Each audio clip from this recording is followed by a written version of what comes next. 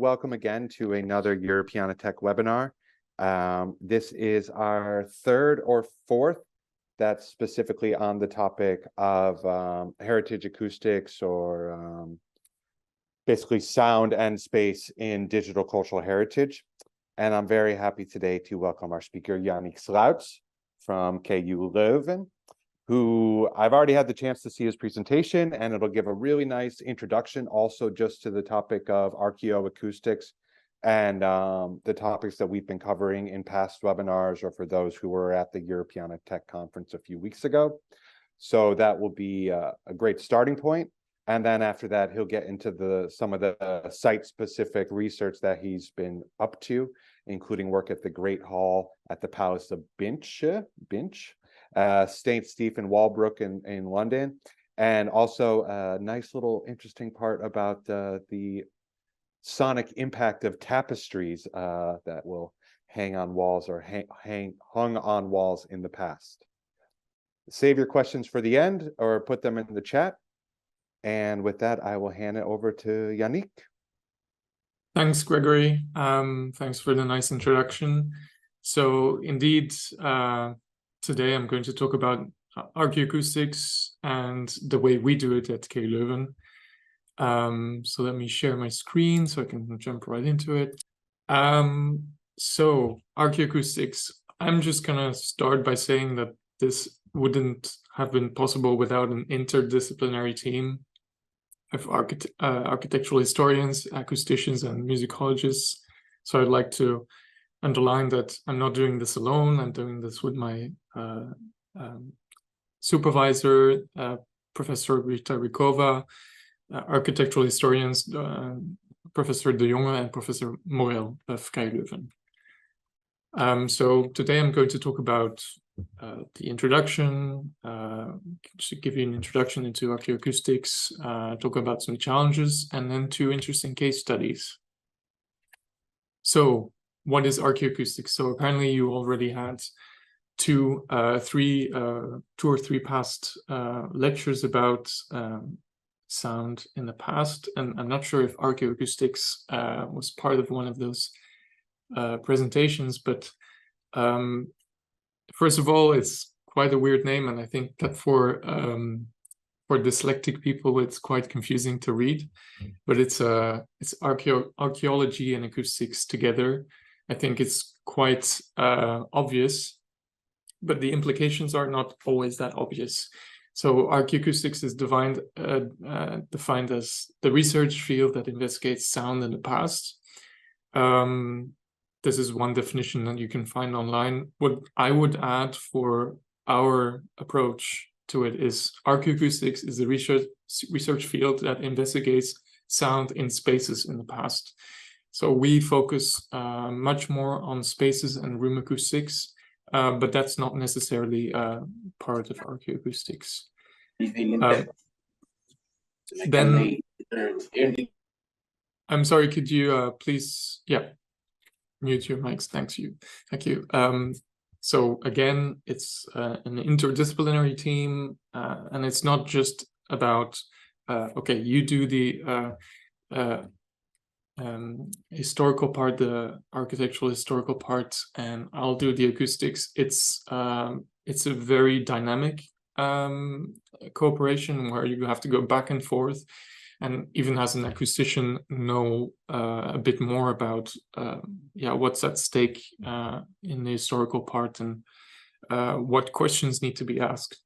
Because it's if you merge these two disciplines together, they come from a totally different background, and it's a totally different there are totally different priorities in all of these fields. And I put it musicology also in light blue because our latest project involves a musicologist from Oxford College. But unfortunately, I cannot talk about that project. But just to say that we have different approaches that are coming together, different conceptual approaches that need to be merged, and that's not always easy. There are challenges, and I will talk more about them in the case studies. But even the basics, like which questions are important and which conclusions are satisfactory, these things are not so easy. And also, this is maybe purely an academic thing, but also important. There are different writing styles, and this can sometimes not clash, but not exactly be compatible. First case study I'm going to talk about is the virtual reconstruction of the Palace of Bash, of the Great Hall of the Palace of Bash. This was published as a conference proceeding, and again, yeah, we worked with multiple authors, and this just wouldn't have been possible with just me or just them. It's really great teamwork that we did. And this was actually based on a thesis of an excellent student of ours of a couple of years ago, Ameline. So without further ado, the Palace of Bash. So it's not Binch, it's Bash. It's confusing, I know, but it's because it's Bash situated in current-day Wallonia in the Hainaut region, the south of Belgium.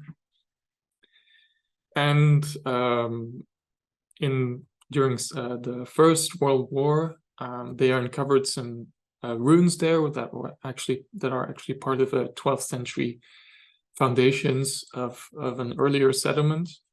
But we in this research were interested in the Palace of Mary of Hungary, the sister of Charles V, the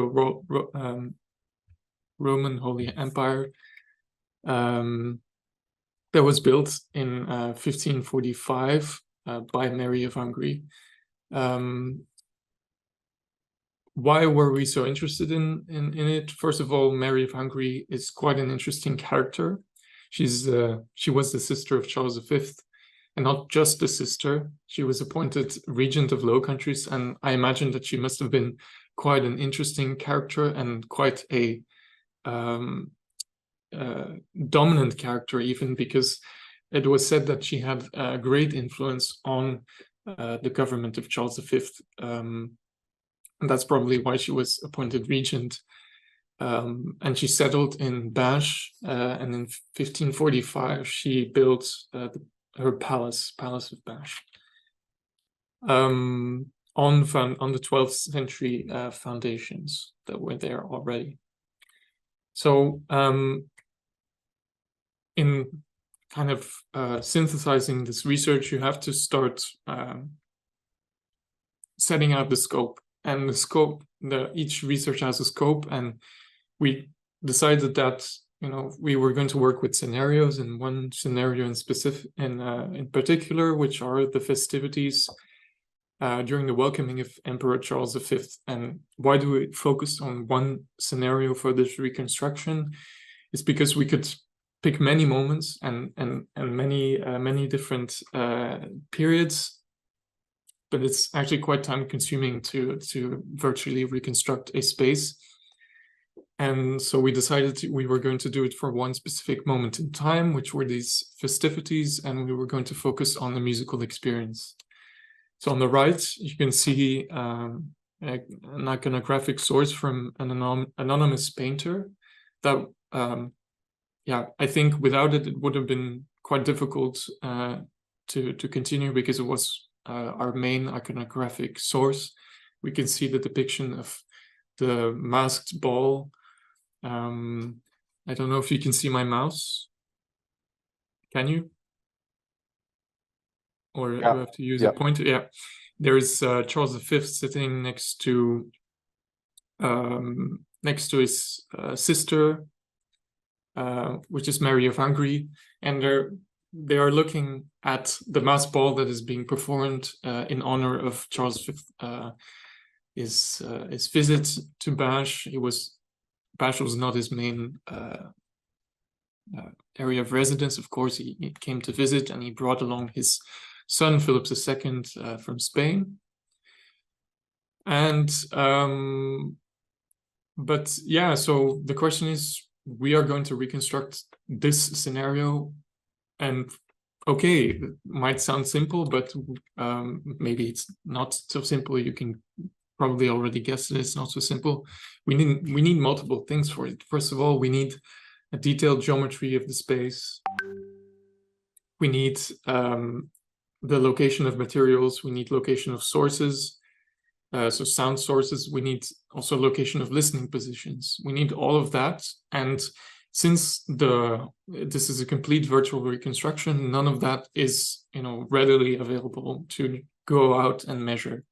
As you can see here, this is on the right side, this is what is remaining to this day. So that's where the work starts.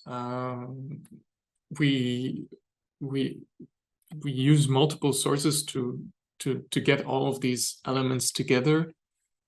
And before I go into that, maybe I need to give a little introduction to room acoustics. Today, I realized I need to maybe give that because I'm not sure how well this audience is, how well versed this audience is into room acoustics.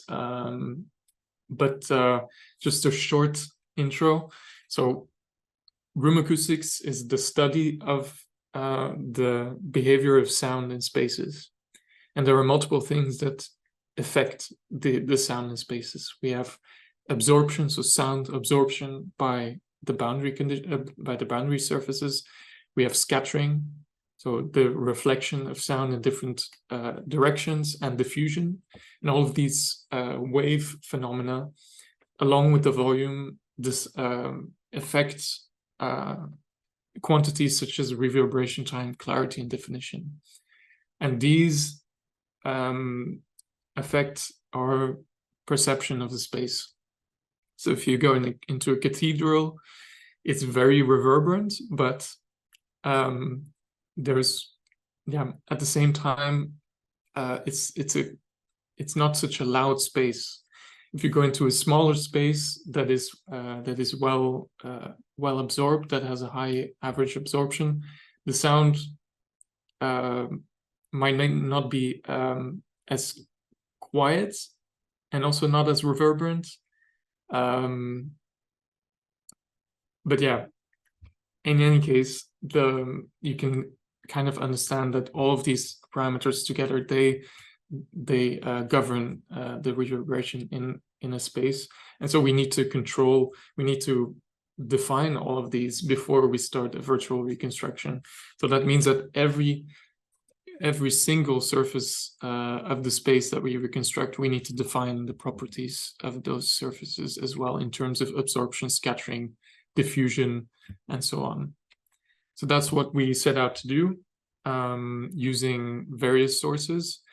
The iconographic source that I showed you, but also detailed building accounts. And this is quite a painstaking job that we gave, of course, to a master student to do, is to go through all of the building accounts and all of the,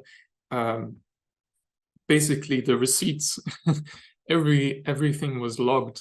All the materials were logged, and we could, virtually reconstruct the space based on the dimensions of the elements that were actually all ordered.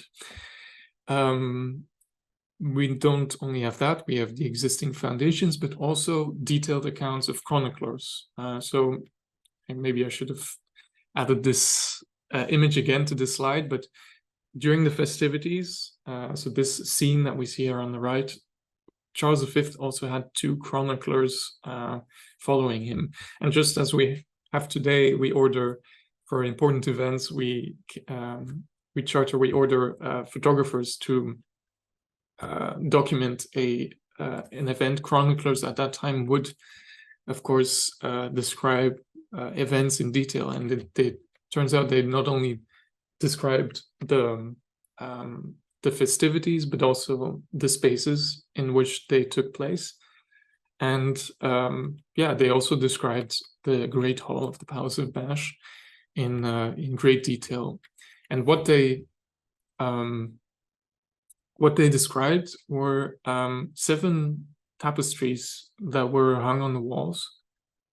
And they described them just, from their own experience without actually knowing exactly what series they belonged to, or what the title of the series actually was. But our master student was able to identify that it was indeed the 7 Deadly Sins series by Pieter Cook van Aals, which is a Brussels tapestry maker that was famous at the time for making tapestries. Even 20 years earlier, he was commissioned to make tapestries for the Sistine Chapel.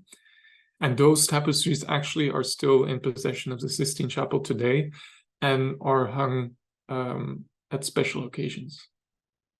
So just to underline how prestigious these tapestries were, they were very expensive.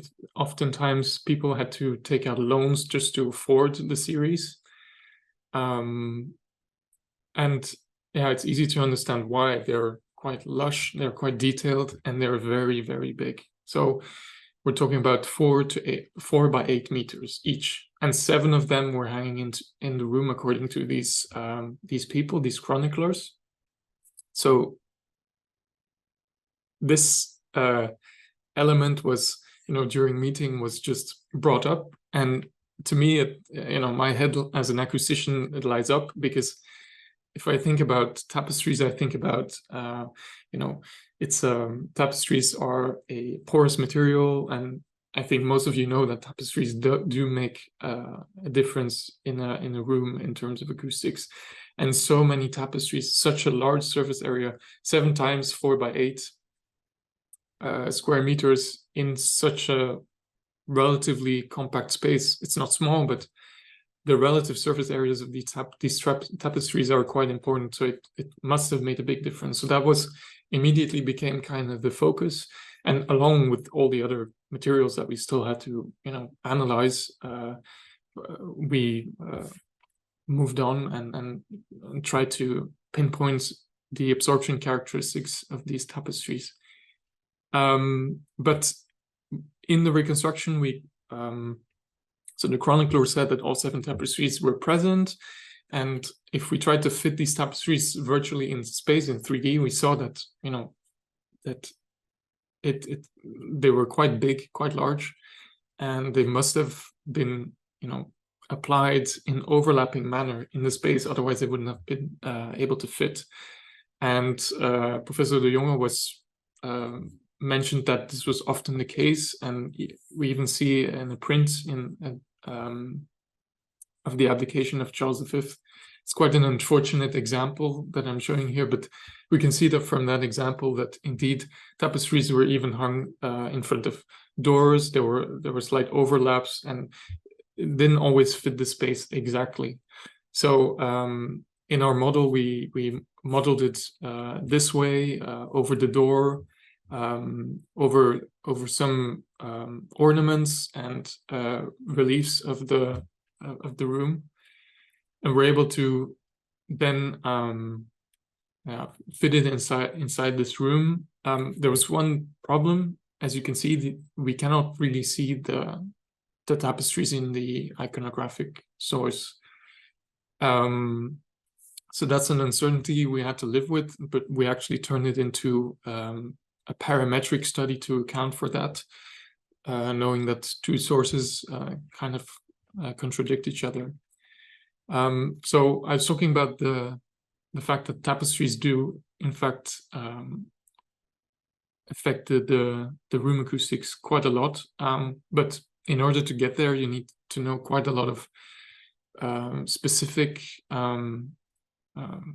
characteristics. And thankfully, we were lucky that one research team had a conservation research team from New York had done a detailed analysis of these tapestries of the same series, not exactly this. There are multiple series that were produced. There's series that we are interested that was in the Great Hall actually survived, but is conserved in Spain. The series that the New York team analyzed was a different series, but they were made in a similar fashion. That allowed us to extract some reasonably accurate values for surface weight porosity, and then using theoretical models, get the flow resistivity, and that together with the distance from the wall that was assumed given the geometry of the room, we could then get to an absorption coefficient. So I know it's quite a lot of technical terms maybe for some of you, but I hope it's clear that we need those detailed characteristics, because those surfaces represent a relatively big surface in the room. So therefore, in room acoustic terms, the impact on the reverberation time, for example, is quite large. So we had quite a few uncertainties, not only in the tapestries, whether they were there, whether they were hung or not, was an uncertainty, but also the floor material wasn't necessarily well defined, and the number of people present is also an important variable that we didn't really have a grasp on. Of course, we see the number of people in the painting, in the iconographic source. We can see the dancers, the guests of honors, etc. But the chroniclers were not so conclusive or the testimonies were not so conclusive and not correlating well with the iconographic source. So we created a set of multiple possibilities, and then decided to compare the resulting room acoustics in that room and compare it to the state of the art. So what is, let's say, nowadays a good measure for room acoustics for music listening purposes? So I can show you many graphs and many plots, but this is an example of a plot that we would get, a sound pressure level of clarity distribution in the room for one specific scenario. I cannot go into full analysis of that right now. These are the more like the averages of parameters that are important. We have on the one hand T30, which is reverberation time, which you might have heard of, then clarity and sound strength, and certain combinations of those are today considered as optimal for chamber music listening. Chamber music was selected within the study as being the modern day, quote unquote, modern day equivalent of what would have been the music that would have been played during the masked ball in 1549 with the specific instruments that were also described by the chroniclers that would have been playing at the time. And these are many numbers, and I'm sorry, I cannot exactly go into detail about what all of them mean, but we were able to say that some combinations of materials in the room indeed led to what we would now call satisfactory listening conditions for chamber music. In fact, the shape of the hall and its volume are quite a good match for what nowadays would be perceived as a good chamber music hall. In the paper I compare it to one hall in Vienna that is often used for chamber music, where it actually has comparable room acoustic parameters such as reverberation time, sound strength, and clarity. What we were not able to conclusively say is that whether the tapestries actually would have made a difference or not. What we are not able to say also is that they were hanging up the tapestries for the purpose of acoustics. We cannot pinpoint that. We cannot. This is where it stops. And we decided not to hypothesize too much on whether the tapestries were a noise abatement tool that they used regularly, because we don't have testimonies of that. We don't have any evidence of that. What I will say is that these tapestries, they were, so I told you that the same tapestry maker made tapestries for the Sistine Chapel. These tapestries, they were, we know that there are testimonies of people in the Sistine Chapel. The congregation there was apparently aware of the impact, the influence it had on acoustics and on speech intelligibility. So they did indeed hang the tapestries there to increase speech intelligibility, but it's just a little quirk that those are the same tapestries and that there are testimonies from them about acoustics. But yeah, this is where it stops for this hall. We cannot say anything other that is conclusive. What we can do is listen to it, because we can also synthesize the sound. And our master student at the time, she's a musician.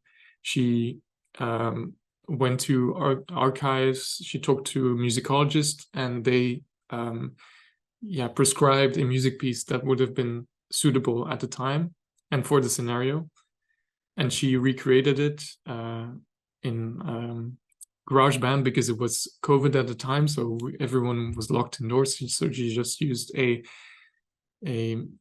music generation tool, and we then input this into the model, so we can listen to the acoustics as they would have been with these materials. So we can listen to one of those.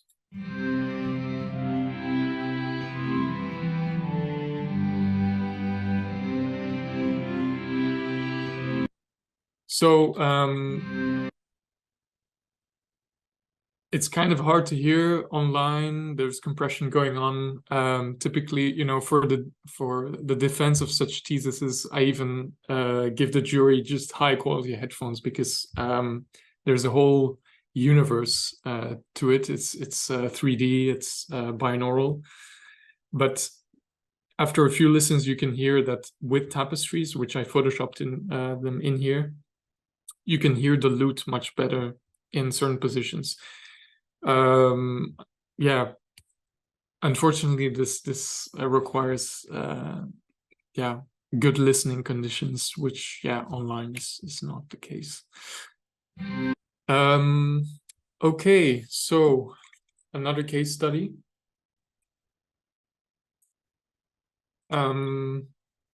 St. Stephen Walbrook in London.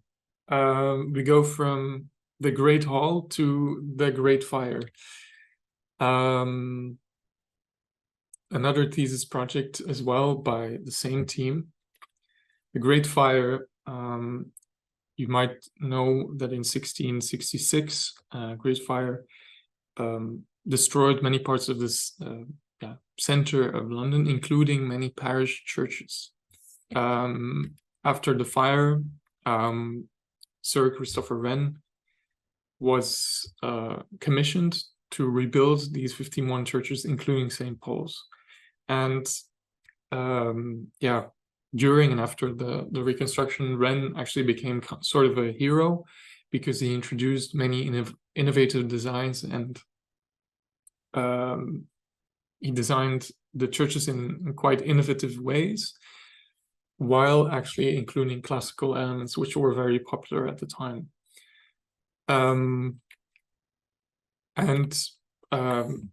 Professor de Jong and Professor Morel were interested in St. Stephen Walbrook, in part because it's often cited as being one of the most beautiful churches of that rebuilding, let's say, campaign.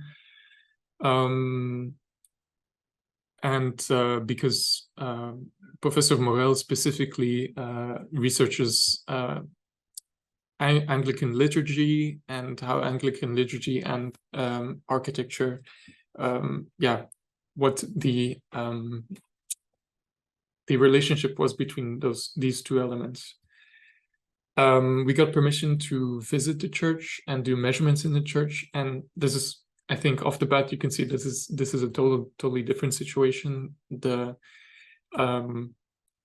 The building still exists. Large parts of it are well preserved, even though during the Blitzkrieg, the dome was partially destroyed by bombing. It was reconstructed in quite a faithful way. So we have access to actual material, so we can increase the accuracy as well by doing measurements on site, and that's exactly what we did. So the church was built around 1680. And this time our focus is speech intelligibility, and I'll get into the reason why that is. And of course, because this is 17th century England, it's Anglican style church with Anglican style sermons. The building still exists. We have multiple iconographic sources, detailed plans. We can do measurements on site. So this is like the conditions are much, much better, of course. Last but not least, we have letters of Christopher Wren. And so the reason why we decided to focus on speech intelligibility is because he literally describes speech intelligibility as being one of the goals in the church. And it's quite rare to find in archives explicit mention of acoustics at all. We had literally just Vitruvius talking about acoustics and a few others, but the 17th century, from the 17th century onwards, we see for some reason a increasing number of mentions of acoustics in spaces and speech intelligibility and music perception.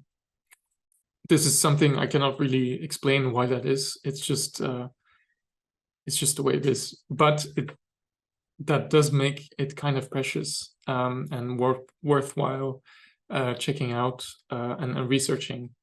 And I'll get into what exactly Wren said, but first let's talk about the measurements.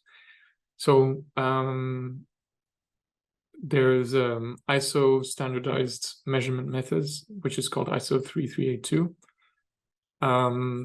If you have the right equipment, a monopole or dipole sound source, meaning a source that a speaker that sends sound into more or less all directions equally, you can send a signal into the room and receive it via a microphone. And if you do that multiple times, you have a sort of acoustic image of the church. You have an overall response of the church, and it's akin to just clapping. So if you clap into a church, if you clap quite loudly, you can get an echo. Well, we don't say echo, we say reverberation. And from that, if we analyze those measurements, we can get reverberation time, clarity, definitions, all of the parameters that I talked about before that are important for music perception, with a slight, if we look at a slightly different set of parameters, we can also look at how well people can understand each other, how speech intelligibility is based on those measurements. So that's what we did. We went there, we did geometrical and acoustical measurements, and we then, just like before, used physical measurements, plans to recreate the room in 3D, but now with much more certainty, because we were going off of an existing situation. We then used the measurements that we made and actually recreated the measurements in the virtual model to calibrate the room. And I cannot go into detail exactly about that calibration, but it's a sort of machine learning where you try to pinpoint the absorption coefficients of all the surfaces as a sort of inverse problem. So you tell the model, look, we have measured this, and this is the geometrical model, and now try to fit them together. So we try to make a sort of fit between both. And when they're fitted, we have a whole list of all the absorption coefficients of all the materials in the room. And that's in the existing situation. Okay, that's, I was actually quite happy at that point because, you know, relatively little uncertainty on everything, because we have a existing situation that we measured and calibrated. But we know for a fact that in the existing situation, these pews here, they are not there anymore. They were removed in the 19th century to favor a more open plan. But of course, we were interested in the original situation, so we had to go and reconstruct the box pews and fit them inside the virtual model to create a new model of the original 17th century situation. We went to another church, we measured pews there. It's another church built by Wren.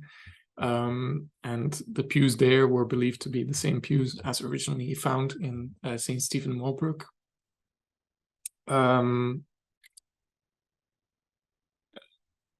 Okay, that's that. We did a reconstruction, not only of the pews, but some other surfaces were different. I'll spare you the long and boring details. To give you an overview, so we have the architectural, historical, scientific, and religious context that we decided to pair with Wren's quotes to then create research scenarios again, just as we researched multiple material configurations in Bash. We decided to research multiple scenarios. In this case, to check whether Wren's own recommendations were actually true. It's a bit crude to put it like that, but we are actually fact-checking Wren in this case. And what did Wren actually say? So I put these quotes literally in the slides because it's just so valuable. And as an acoustician interested in the history of acoustics, it's just almost one of a kind for that period, to see an architect say the following things. In our Reformed religion, it should seem vain to make a parish church larger than that all who are present can both hear and see. The Romanists indeed may build larger churches. It is enough if they hear the murmur of the Mass and see the elevation of the host. But ours are to be fitted for auditories. I can hardly think if it's practical to make a single room so capacious with pews and galleries as to hold above 2,000 persons, and all to hear the service, and both to hear distinctly and see the preacher. This is, I mean, it's so exciting to, at least for me, to see, because we have, direct evidence that a designer, that an architect at the time was clearly invested in room acoustics. And there's not only the scientific part, but there's also I think the democratic part to it. He clearly believed that everyone should have the right to understand and see the preacher clearly, which from, at that time was not such an obvious point of view. We still had very much a classist society at that point. And here comes a designer which has everything in hand that decides to make it more democratic. So that's quite impressive to I think at that time. He goes on and says that concerning the placing of the pulpit, I shall observe a moderate voice be heard 50 feet distant before the preacher, 30 feet on each side, and 20 behind the pulpit. So even without it at this point being quite clear, without it being clear where he got these distances from, he actually prescribes certain optimal dimensions for a church. And if I jump back to 2020 or current day acoustics, it is known that indeed for auditories, it's best to not make spaces too large. It's actually better to keep them as compact as possible. to keep the volume quite compact. You might argue that he didn't do that now, but he's clearly thinking about dimensions and thinking about the relationship between dimensions and the physical acoustics in the space, which also wasn't so obvious at the time. But Christopher Wren, being a scientist, being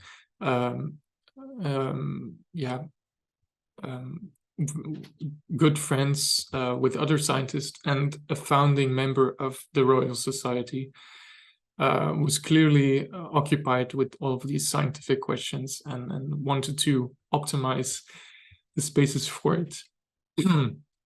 Now I make a little jump because I'm not sure how much time I still have, but I think it's better to not go into too much detail about how we did the reconstruction, but I just picked two scenarios, which here we call scenario 0 on row 1 and scenario 3, sorry, on row 2.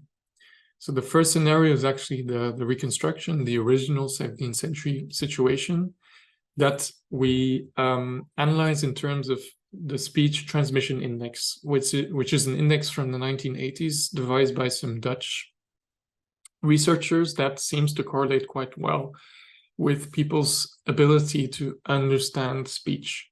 And it's fairly simple. The redder or orange the color gets here, the lower the speech intelligibility score. The greener it gets, the better it is. And yeah, so green is good and red is bad. It's quite simple, isn't it? So if you look at this one, which is scenario, the original 17th century situation, you can see that if the preacher is situated here, around the preacher, there's a zone of intelligibility that gets worse as you go away, as you move away from the preacher as a listener. Quite logical. I mean, it's not all, acoustics is not always unintuitive. The further you go from a speaker inside the room, the less the more the intelligibility drops. That's clear. But then we kind of overlaid the figure that we kind of extracted from Wren's own quotes on top of the plan to kind of see to which degree that it could actually match. And here it's where the exact science, I wouldn't say is gone, but you know, it's all relative. It's a color scale, so its color scales can be deceiving. But the color scales they're quite accurate in the sense that they portray the transition between poor and fair and good quite accurately. I actually researched speech intelligibility myself a bit, and in our group we do work on that. And the time and time again we see that the speech transmission index is quite an accurate scale. So knowing we have the shape and we have this distribution of speech intelligibility in the room in the original 17th century situation, we can say that actually, yes, the zone that Wren describes is it could be, you could say that he was quite accurate with his prescription of the intelligibility of a speaker. Now, hey Yannick. Yes. I just want to say we only have 5 minutes left. Yeah. And I want to at least allow a bit of room for questions. Okay. Are you cool just to wrap up? Yeah, then I think I just have to say that the full paper is going to be published soon. It's accepted in Building Acoustics and it's going to be published soon. So if you want to, just contact me and you can get all the details. I was actually about to stop. So yeah, it's also my fault that we started a bit late. No problem. But I want to give some space for questions and maybe we can go. Sure. Yeah. If anyone has questions, can you put them in a chat? I'll kick it off with the first question, which is, could you maybe go into a little bit of detail on your experiences with interdisciplinary collaboration. So you mentioned finding this quote from Ren in a text, and I think a lot of people don't think of the symbiotic relationship of both sound studies, but also then art history or library studies, and using images and text as a really key source of information for archaeoacoustics. Yeah, interesting question. I think if we wouldn't have started this project and told the researchers on the architectural history side, look, we are looking for these kinds of elements, anything to do about sound, please keep an eye out. They might have not seen it because there's such a dominance of visual and geometrical and material aspects in archaeology nowadays, or nowadays it's less, but I mean, you know what I mean, right? The lens with which you look at historical data matters also, and sometimes you need someone to remind you that you need to keep an eye out for certain elements, because otherwise they might have not been found, or they might have, yeah. So you need to go back to the source text, especially for this type of research, to really let the interdisciplinary thing, collaboration, do its magic. Otherwise, you might miss things. And I don't know if that's an answer to your question. Yeah, no, it is, and it's something that's come up a lot, and so I'm asking kind of everyone working in this field from the sound side to talk about how important the involvement of other sectors. Yeah, you need to sit together all the time. Like, you cannot just, it's not, it's a 1 + 1 = 3 situation. We have a question from Richard. Richard, do you want to unmute yourself, and you can just ask it yourself? We're a small group.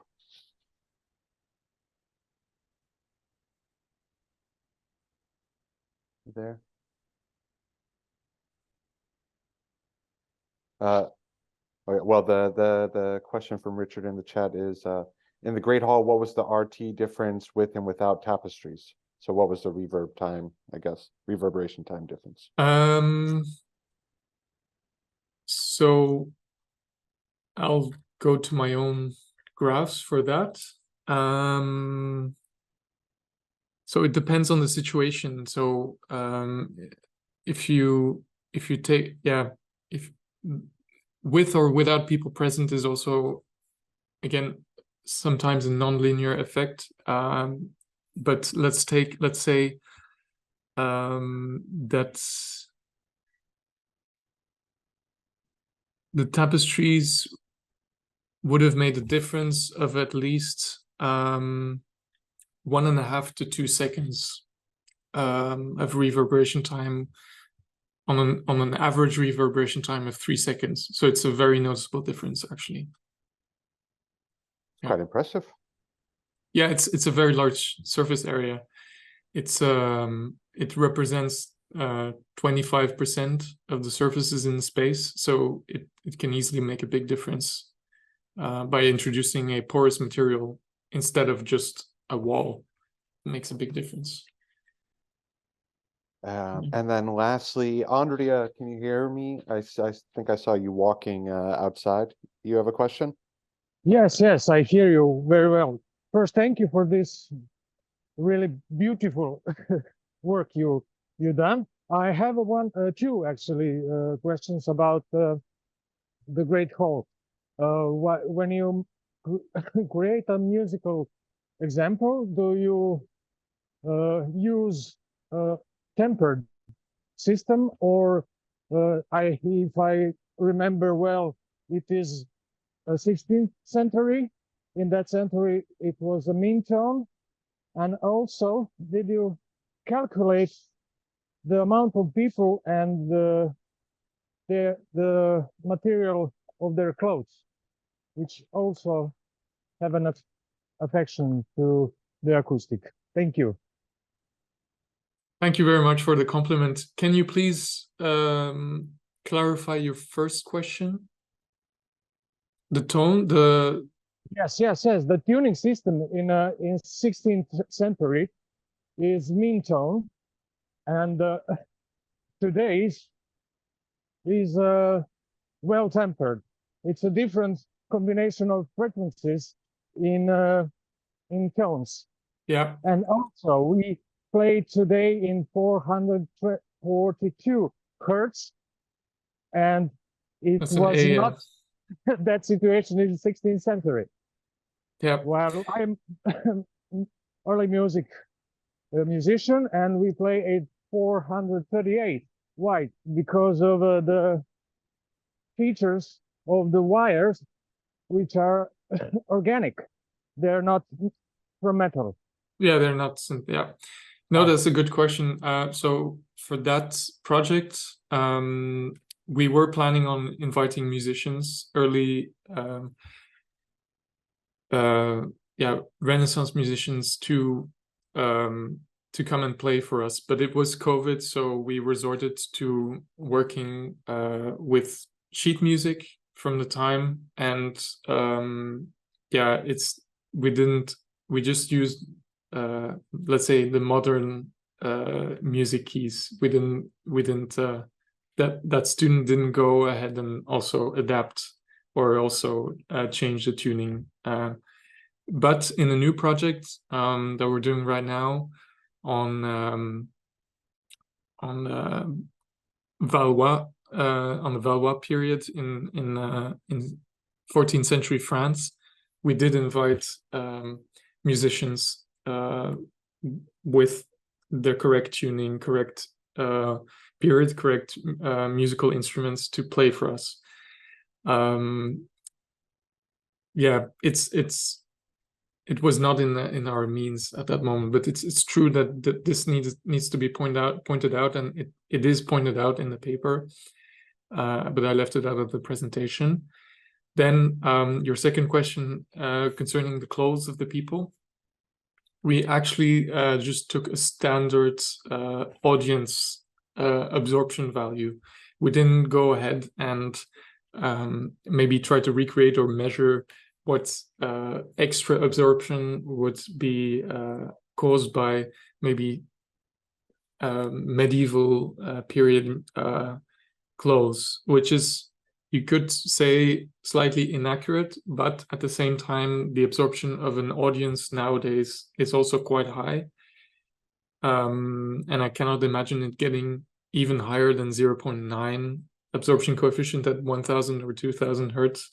So I think that there, the difference, a difference between 0.9 and 0.95 is not such a high difference between, for example, the tapestries being there and not being there. So that was, again, more of a standard approach that we did. But we did play around with the number of people by modeling little blocks of people in the room, and then applying the absorption that way. Yeah, thank you for your question. Thank you. Okay, well, thank you very much, Yannick, and also thank you, Andre, as well, for those really good questions. Especially, another time we'll do something about the role of medieval music and the different tonal qualities with regards to contemporary music. But with that, I would like to close the session. And on December, let's make sure I got the date correctly. On December 4th, which is the Monday after next, we will have another webinar again on the topic of archaeoacoustics and heritage acoustics at 11 a.m. Central European time. So if this interests you, join us then.